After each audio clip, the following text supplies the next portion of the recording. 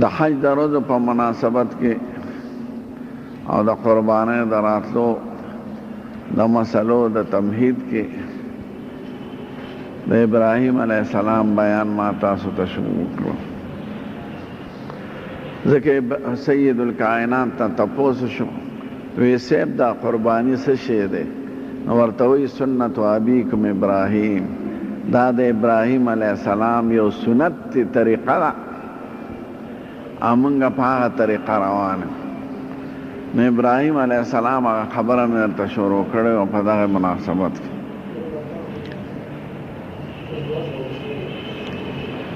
تېره جمعه کې مې درته ویلو چې بیبي په خوشې دسته کې پاتې شوه او خدای پاک یې زمري مسخر کړل او هغه یې په شکر د هغې په شکر کې په ولاړه سجده د ولاړې نه راپرېوته ځمکې ته په سجده او په ګټه تېره ګټه یې سر راغی او په هغه درد نه پیدا او ډېر ساعت یې شکر ادا کو په دې چې خدای په دې دشته کې دې راله اوبه پیدا کړې، زمزم د دې نه مخکې پیدا و، یعنې د دوی په وجه د دې واقعې نه مخکې. او زمرو زما د بچو حفاظت وکړه. مونږ په دې ګټې سر ایښی و ډېر ساعت، په درد نه پیدا، آخر کې درد محسوس کا. خو چې کوم وخت په سجده پرته وه د دغه ځای نه رڼا ویني چې مشرق ته لاړه، مغرب ته لاړه، شمال ته لاړه، یو خوا بل خوا، او د ټولو نه لږ رڼا یې د مدینې په طرف لیدلې وه. نه هغه وخت کې مدینه وه نه یې نوم و. نو چې درد یې محسوس که سر یې راوچت که نو تندي خوږو او ټوله ګټه د وینو لړلې وه. دا وی یاره دا ګټه خو ځان سره ساتم. زما خاوند ابراهیم علیه السلام چرته راغی دا ټوله قصه به ورته وکړم. د خدای شان ته ګوره چې یو کال پس په هغه راته په څنګه به راته خدای پاک ته ښه معلومه چې یو کال پس راغی زمزم یې ولیدم، ډېر خوشحاله شو. اوبه خدای دلته پیدا کړی دی، په ټول ښار کې اوبه نشته، اوس د سمندر نه یې اوبه بوتلي دي. او یو کلی دی هلته بحره ورته وایي، هلته کویانې اوښکې دی، هغه 9 میله کې دی بحره، او سمندر 75 کیلومیټر کې دی. بحره د 9 میلو نه هم لاره لرې ده. نو هلته کویانې اوښکې دي، د هغه ځای نه غټو غټو پیپونو کې مکې ته اوبه بوتلې دي، او د سمندر اوبه خوږی په مشینونو، نو هغه اوبه ځي. دا څومره چې حاجیان اوبه استعمالوي دا ټول د بحرې او د سمندر اوبه دي، ځکه د مکې په ښار کې اوبه نشته.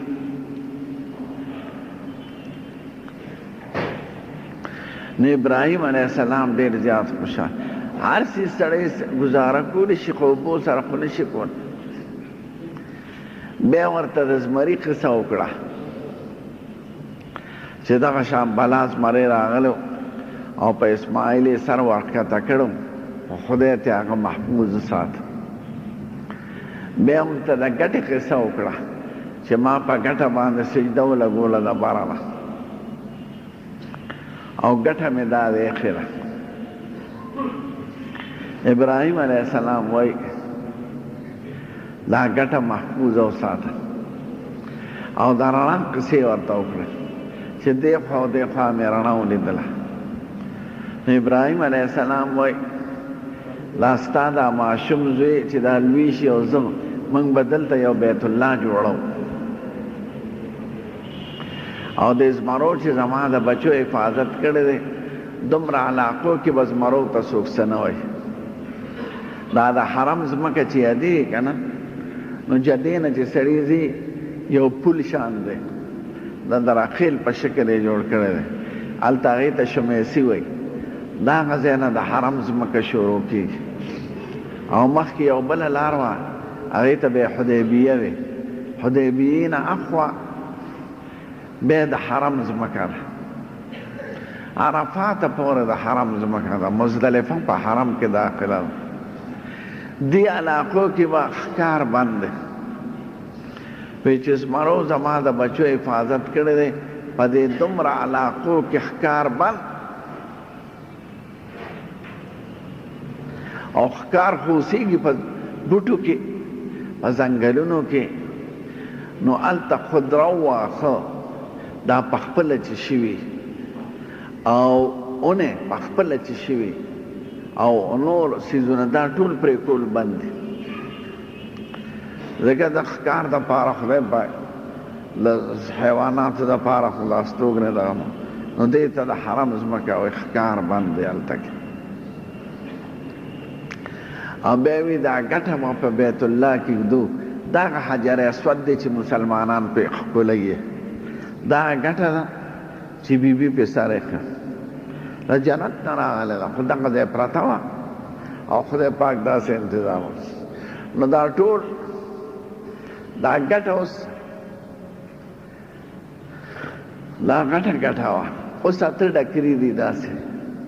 څلور داسې یو ځای دي بیا ورپسې دوه دي بیا یوه ده بیا یوه ده او د پترلاکو په کوغالي کې بنده کړې ده او د پترلاکو د هغې نه جې د سپینو زرو راتاو ده نو هغه حاجیان په طواف کې ښکلی نو دا هغه ګټه ده چې بیبي پې سر ایښی وی رڼا د کوم ځای پورې لیدلې وه د رڼا اندازه یې ورته ښودله وی ښه د هغه ځای نه به دې ځای ته خلک په یو خاصو جامو کې راځي ګنډلې جامې پې بند نو دا ټول د هغه بیبي یادګار دی او د هغې د قربانۍ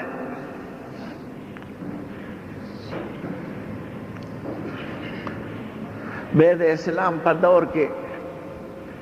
د سن 132 هجري وه بادشاه د بني امیه او د بني عباسو جګړه وه نو افراتفري وه مسلمانانو کې نو د حج ورځې وې د مسقط او د عمان د طرفه یو ډله راغله هغې ته قرامطه وي باطنیه نو ډېر حاجیان یې په بیت الله کې وجلي ظالمان او حجر اسود یې په ګټو وو دې ځان سره یوړ په ګټو یې روغ په ګوټ کې لګېدلی و څرګند بیا چې دلته د حکومت برقرار شو بني عباس راغلل بر سر اقتدار نو بیا د هغوی نه په 12,000 اشرفو باندې د حجر اسود اخیستی دی دا هغه ډلې نه هغه د مسقط او د عمان خلک په 12,000 اشرفو بیا دا اوس هغه په تبرونو سره ګټې شوی دی ډکړی شوی دی نو شاته یې په اوسپنو تړلی دی او هغه یې سیف په پترلاکو کې بنده ده او صرف څوک یې څرګندې کړي دي نو پترلاکو کې چې سړی خوله ور دننه کړي نو هلې هغه ښکلولی شي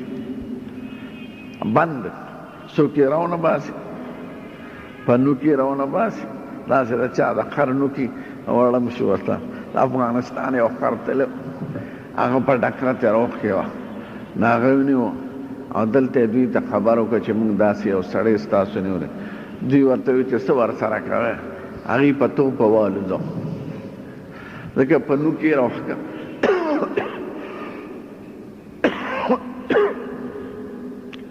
نو دا حجر اسود هغه ګټه ده چې دې باندې بیبي سجده لګولې وه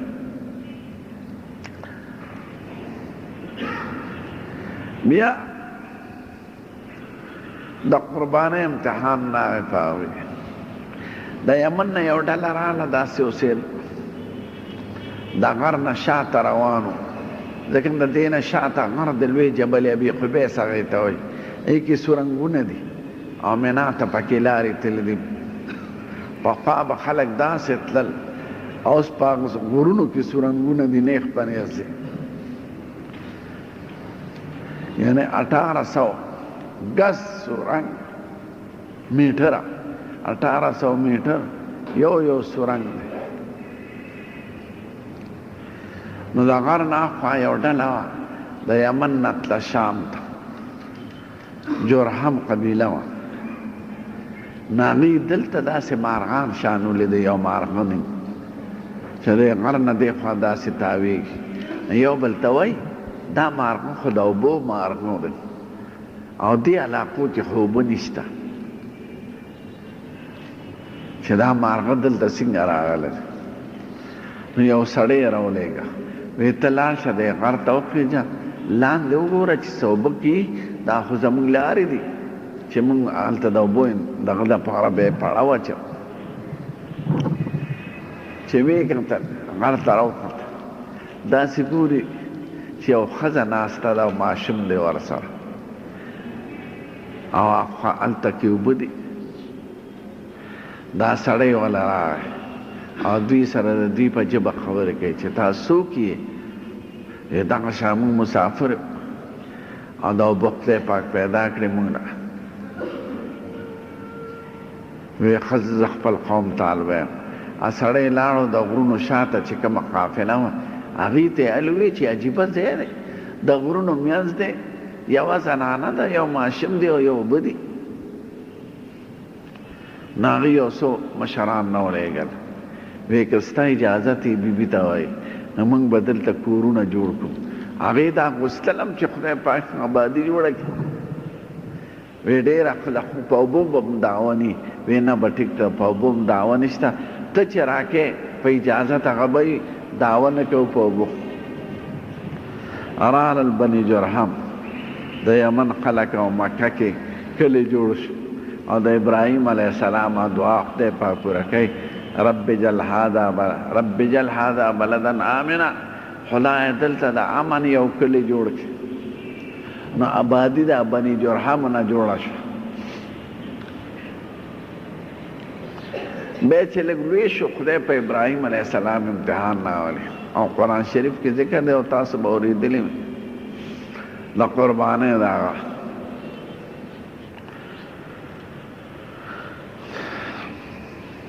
یا بنی انی ارا فی المنام انی اذبحک فانظر ماذا ترى درشتمه پاره کې بیان بچی زه خوب وینم چې تا حلالوم نو ستا سره ده خدای وایي فلما بلغ معه السعی دا ماشوم د دومره مودې شو چې د پلار د ملاتړی شو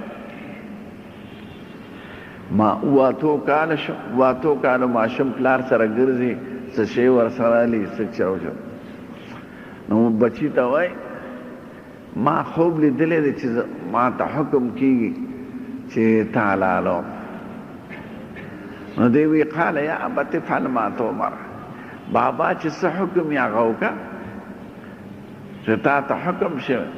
ستجدني ان شاء الله من الصابرین ما به د صبر کوونکو نه ومومې زه به صبر کوم ابراهیم علیه السلام خوب لیدلو ورته وویلو شو چې دا بچی دی حلال کړه د خدای په نوم سهار له یې څه قرباني وکړه خو زویه ده په دویمه شپه یې بیا خوب ولید په درېیمه شپه د عرفې دا ورځ چې وه او د اختر شپه وه بیا خوب ولید چې دا زوی دی حلال کړه نو بیا زوی ته وایي چې زه دا وینم کنې حلاله خو بیا حلاله خو د ده مقصد دا چې د دې زوی ریم معلومه کړو هم د لوی شخص زوی و کنې دا د ټوکو خبرې نه دي ماشوم پاک وی قال یا ابت افعل ما تؤمر بابا چې څه حکم درته شوی دی هغه وکړه ستجدني ان شاء الله من الصابرین ما به ان شاء الله د صبر کوونکو نه ومومې نو خدای وایي فلما اسلما وتله للجبین ونادیناه ان یا ابراهیم قد صدقت الرؤیا انا كذلك نجزي المحسنین خدای وایي چې دواړو خدای حکم پوره کولو ته آماده شو دواړه غاړه بسته شو دواړو یې ډېره ښه وتله للجبین او دې نسکور که په مخ دا وخت کې خدای وایي ونادیناه ان یا ابراهیم قد صدقت الرؤیا ما ورته وحی راولېږله چې ابراهیم تا خوب رښتیا که بس تا ته چې څه ویلي شي هغه دې وکړه نور مه کوه ابراهیم علیه السلام ته چې دا حکم راغی نو سودا ور سره چې خدایا دا ماشوم به غاړه ږدي که نه ږدي دی لا ده ته نه وویلی هلک دی زه خو به کوم دویم دا ده چې مونږ به یې ځان له پاتې شي دې وطن دې کلي کې خو دا هېڅوک نشته درېیمه دا ده چې زه خو ترې په بانه بوځم نو بیا یې چې هلته حلال کړم نو دې مور ته بیا څه ویم چې ما څه د ښکار په بانه ته یې بوځي ښکار کړ څلورم دا فکر و چې هسې نه زما زړه ونه بېلېدي شي دا خو ګران کار دی خپل زوی چې په سوالونو چا اغوستی او عمر یې د 80 کالونه زیاتي او یو زوی وي ګلالې نو دا خو د ټوکو خبرې نه دی نو خدای زما زړه باندې هسې نه چې څه وارخطۍ رانه شي نو دا مور ته وایو سترګې وله تورې کړه دغه جامې وله پاک کړه ما دې ښکار لزو چې روان شو نو په لاره یې زوی ته ووایي نو زوی ورته وایي بابا چې څه حکم یې د خدای پاک هغه وکړه بیا شیطان ورته دی مینا طرف ته یې روان کړو قربانګاه مینا کې دی چې کوم دی د ابراهیم علیه السلام قصه شوې ده هغه ځای ته معیسیم وایي اوس په مینا کې دننه حصه ده او قربانۍ هلته کې کېږي معیسیم کې نو شیطان څرګند شو د مینا کې ورته وایي ای ابراهیمه خپل زوی څوک لالی دا د عقل کار کوي کاڼې راواشته او ویشته وي زه روشه مرداره بیا ورپسې بل ځای څرګند شو د ځمکې نه ای ابراهیم د خوب په وینا باندې ته زوی لالی خوب سي هسې نه چې شیطاني خوبي زوی څوک لالی بیا کاڼې راواشته ویشته وي زه مرداره بیا دریم ځل دته راڅرګند شو اسماعیل علیه السلام چې پلار دی لالی زه په کاڼې راواشت زه مرداره که مې لالی خو د خدای په حکم مې لالی نو دا درې واړه شیطانان اوس د حج حصه ده که مو لیدل خدای پاک تاسو ټول بوتلی کې د میل په شکل باندې د خړو ګټو نښې دي نو مخکې لاندې ځمکه باندې اوس حاجیان ډېر دي نو دویم چت یې جوړ کړی او ډېر لوړې پکې راخې جوړې دي شیطان د خړو ګټو په شکل یو یادګار دی نو درې شیطانان دا د مینا په ورځو کې ویشتې کېږي په ړومبۍ ورځ د لوی اختر هغه صرف ړومبۍ شیطان ویشتې کېږي چې هغې ته لوی شیطان وایي او په دې وروستو 2-3 ورځو کې 3 واړه ویشتې کېږي دې ته جمره وایي جمرة العقبه او جمرة الوسطی او جمرة الاولی جمره عربی کې کوټکاڼي ته وایي نو په کوټکاڼو یې خلک ولي او بعض زموږ د پښتانه زنانه چې یا د هغې او څوک نی که نه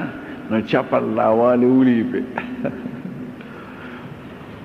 کنه د شریعت حکم دا چې په وړوکې کوټکاڼې په غټه دې ویشته نو هغه طرف ته بل څوک ولاړ د هغه سر به مات نه بس یادګار دی او د شیطانی دشمنۍ یو اظهار دی چې خدای دا مردار ما ستا دا حکمونو نه معطل کوي زیولم د خپل طرفه نو هغه یادګار خدای قایم ساتلی بیا چې مینا ته دا د مینا سر کې دي دا شیطانان او قربانی د مینا اخر کې نور شمال طرف ته ده شمال مشرق کې نو چې حلاله ووایه نو چې په مخ یې حلاله و مخ داسې نو چړی کار نه کو بیا ورته همدې دا زوی وایي ما الوړې که ته ما ته ګورې نو ځکه مې نشي حلالولی نو الوړې که نو خدای وایي فلما اسلمه دواړه ګردن نهاد شو د خدای حکم ته وتله للجبین او په تندي الوړې که د سر ته طرف یې حلالی دغه وخت کې د خدای حکم راغی باس ونادیناه ان یا ابراهیم ای ابراهیم قد صدقت الرؤیا تا خوب رښتیا که تا ته چې څه حکم چې حلال که تا د خپل طرف حلال که اوس خوا د خدای کار دی چې نه حلالېږي او خدای پاک یو ګډ رالیږلی دی اوس په څنګه شکل او په څنګه طریقه حلال شو د هغې کیفیت زموږ ښکلی پیغمبر نه دی بیان کړی او نه صحابي بیان کړی دی او د هغه دی په عوض کې دا راغله چې جبریل علیه السلام والا د جنت نه ګډ راوست چې دا حلال کړه هغه د ګډ ښکرې زموږ د ښکلي پیغمبر زمانې پورې په بیت الله کې ځوړند دی بیا یو ظالم گورنر راغلی د حجاج ابن یوسف او د یو بادشاه د اسلام سره جنگ کړی عبدالله ابن زبیر سره سن 67 هجري کې نو هغې کې ډېر څیزونه ضایع شوي دي ځکه جنگ کې خو فوجیان راشي شمالي اتحاد والا او دا ګلیم جم خرو نو هغه د بیت الله شریف ډېر څیزونه یادګار یو سیخ پکې ځوړند و هغې کې بعض څیزونه اوس هم شته د سرو لوښي هغه خلقو هدایا کې رالیږلي وو نو هغه ښکر هغې کې ضایع شوي دي ښکورونه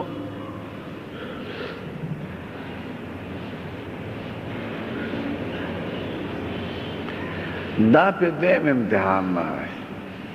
اور خدا پاک پہ باس واسطہ امتحان پنک اور دا گڑ قربانی رالا حضور پاک پہ دا قربانی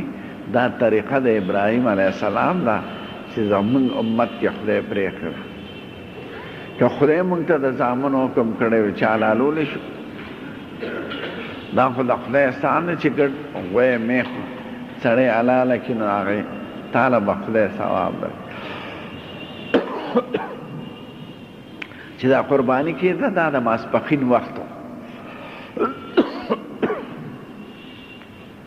او چې د خدای طرفه زیری راغی چې تا خوب رښتیا که بس او ستا قربانی ما قبوله کړه زر یې 4 رکعاته مونځ وکړه د ماسپښین وخت کې یو په دې شکرانه کې چې خدای زما زړه مضبوط ساته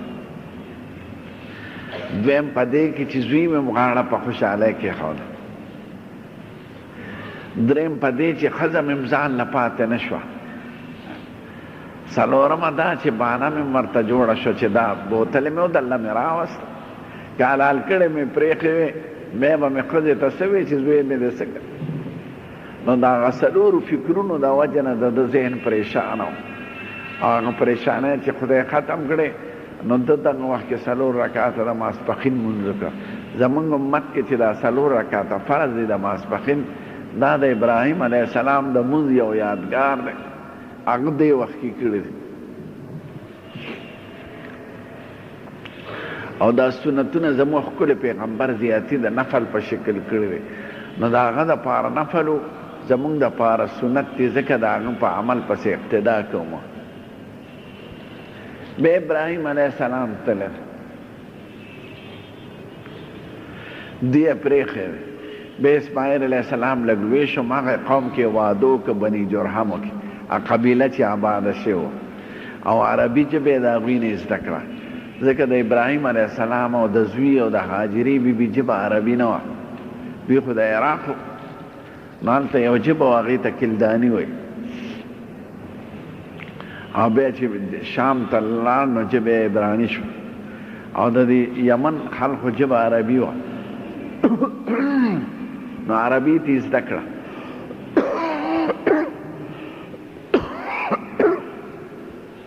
وعدې وکړه ابراهیم علیه السلام بل کال له راغی تپوسونه یې کورونو کې چې د اسماعیل کور کم یو دی چا ورته وښودله مور بی بیا وفات شوه او حتیم کې پخوا یو ګټه وه که تاسو تلي د ناوې د لاندې یو شنه ګټه وه او خلکو به مونځ کوه هغه مونځ سره هغې کې کندې جوړې شوې او ګس لاس ته یو ګول ګټه وه وایي دا ګول ګټه دا د حاجري بیبي د قبر نښه ده اوس هغه یې لرې کړي دي ټول سنګي مرمر دې تکې سپینې نو چراغ اوس اسماعیل علیہ السلام کور نو او ټبرې دی او ټبرې دا نه پېژني چې دا څوک دی دا ورته وایي نارینه دې څه شو دی ورته وی نارینه مې ښکار لتلی دی وی ژوندم څنګه دی وی ژوندم خو ډېر سخت د هېڅ شي درک نه لګي او ډېر په تکلیف وی ښه چې د خاوند راشي نو دا ورته ووایه یو بوډا سړی راغلی او سلام یې کو او دا ورته ووایه چې دا د کور درشل بدله که ماښام اسماعیل علیه السلام راغی کور ته د ښکار نه دې کور کې انوار و برکات محسوسول ښځې ته وایي مونږ کره خو څوک نه دی راغلی یو بوډا سړی راغلی سپین ږیری پوخ اسور او ستا تپوس یې وکړ او د روزې تپوس یې وکړ ما ورته وی هغه نشته ښکار لتلی دی او دا مې ورته ووایي چې زموږ ژوند ډېر سخت دی وی نور یې څه وی وی تا ته یې سلام وی او دی وی چې دا دوشل د دروازې بدله که نو دی ورته وی دا دې وپېژن چې دا څوک وی نه وی دا زما پلار ابراهیم علیه السلام او ته درشلې تا د کور شکایت کړی دی بار ما ته ځکه وي ځه په مخه دی ښه طلاق یې کړه خپل کور ته بل کان لبه ابراهیم علیه السلام راغی چې راغی تپوس یې وکړو د کور چې کور کوم دی کور ته ورننوت یو ښځین بل واده یې کړ اسماعیل علیه السلام ناخذ ورته باباجي کینا راکوشه د ساروینا لاس پیوینځه دمشه د وینا نارینه د څه شو ښکار لتلی وی ژوندم څنګه دی وی صاحب خوشحاله یو وی څنګه خوشحاله یې وی ښکار راوړي غوښې او زمزم ورپسې وسکو د اوبه نو د دې نه به زیاته خوشحالي سي چې غوښې اوبه وسکو هغه لاسونه اوچت کوي خدای اللهم بارک لهم فی لحمهم و مائهم خدای د دې په غوښو او په اوبو کې برکت واچوي نو زموږ ښکلی پیغمبر وایي په هر وطن کې چې سړی غوښه خوري صرف ډوډۍ ورسره نه او اوبه څکي نو خېټه دویم دریم وخت خرابېږي بیا بغیر د مکې مکرمې د ښار نه